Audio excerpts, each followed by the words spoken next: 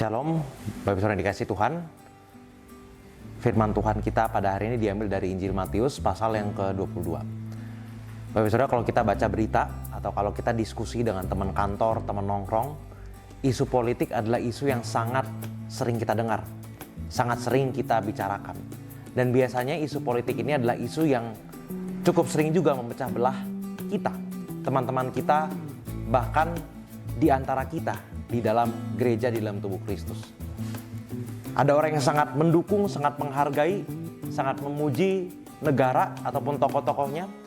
Tetapi juga ada kelompok orang yang sangat gampang menyindir negara, sangat gampang mengkritik dan tidak senang dengan kehidupan bernegara yang ada.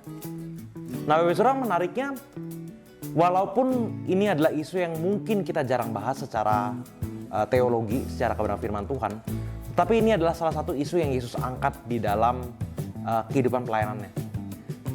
Waktu itu Yesus ditanya oleh orang-orang ahli Taurat, apakah kita harus membayar pajak kepada Kaisar? Ini adalah pertanyaan menjebak. Kalau Yesus bilang harus bayar pajak, maka dia dianggap bukan pendukung orang Yahudi. Dia dianggap sebagai pengkhianat bangsa. Tapi kalau dia bilang bahwa dia itu tidak mendukung membayar pajak pada Kaisar, maka Yesus akan dianggap sebagai pemberontak Romawi. Namun menariknya, Yesus tidak terjebak di dalam permainan para ahli Taurat. Yesus tidak terjebak dalam pro negara atau kontra negara. Yesus mengatakan bahwa, mengapa kamu mencobai aku, hai orang-orang munafik? Tunjukkanlah kepadaku mata uang untuk pajak itu. Lalu mereka memberikan koin, yang mana dalam koinnya itu ada gambar Kaisar. Dan Yesus berkata, berikanlah kepada Kaisar apa yang dia perlu dapatkan, dan berikanlah kepada Tuhan apa yang menjadi milik Tuhan. Bapak Saudara, hal ini menegaskan bahwa bagi Yesus, apa yang menjadi kewajiban kita buat negara, apa yang perlu kita berikan sebagai hak milik negara, itu perlu dilakukan. Apa yang menjadi tanggung jawab, apa yang menjadi keharusan, kita perlu lakukan itu buat negara.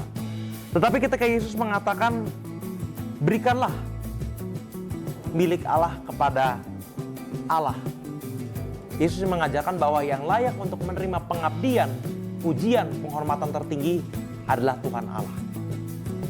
Pemerintah memang harus dihargai dan kita harus lakukan apa yang menjadi kewajiban kita.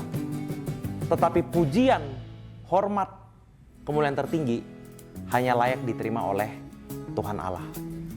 Bapak Saudara, bagaimana dengan kehidupan kita? Kita punya berbagai macam pandangan politik yang ada.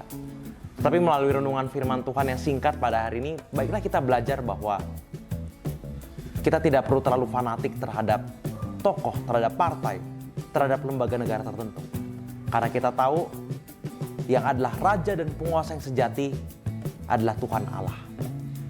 Pemerintah dipakai Tuhan, pemerintah harus kita hargai, tetapi yang layak menerima semuanya adalah Tuhan. Tuhan berkati kita semua.